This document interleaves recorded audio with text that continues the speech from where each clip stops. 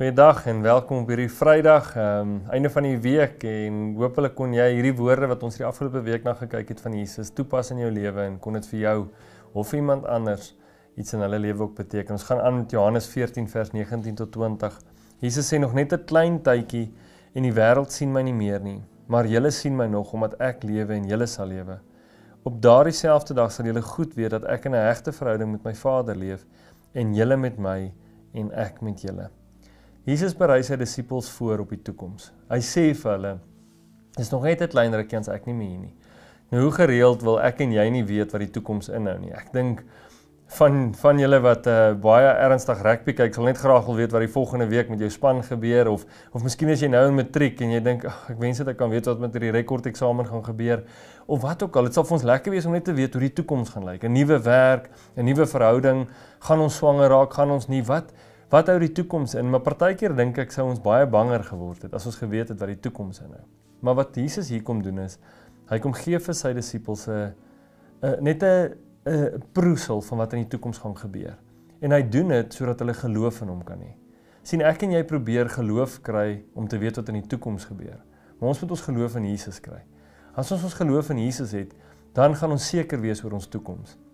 Ons gaan nie seker wees oor ons toekoms as ons net weet wat gaan gebeur nie. Want dan gaan ons begin twyfel, maar is Jesus nog saam met ons? Ek en jy moet ons geloof in Jesus vind. En as jy jou geloof in dit wat Jesus sê en dit wat hy vir ons kom doen het vind, dan gaan jou toekoms anders lyk en jy gaan anders na jou toekoms kyk. En dan ongeag van wat voor lê, gaan jy hoop hê want jy het geloof in hom. So vandag, wat is vir jou belangrik? Om te weet wat in die toekoms gaan gebeur of om seker te wees van jou geloof in Jesus? Kom ons bid saam hieroor. Hemelse Vader, so baie keer wens ons kan net in die toekoms inkyk. Ons dink op een of ander manier gaan dit ons rustig maak en dit gaan vir ons kalmte bring, maar eintlik kom die kalmte en die rustigheid wanneer ons weet maar ons geloof lê in U. Ons toekoms lê in U hande en U is in beheer. Here, U vat volle verantwoordelikheid vir almal wat sê ek volg U.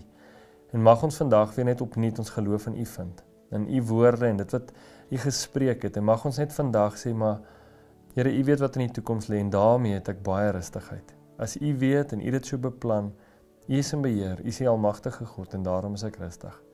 Mag ons vandag weer ons geloof in U vind en nie in die sekerheid van wat die toekoms inhou nie.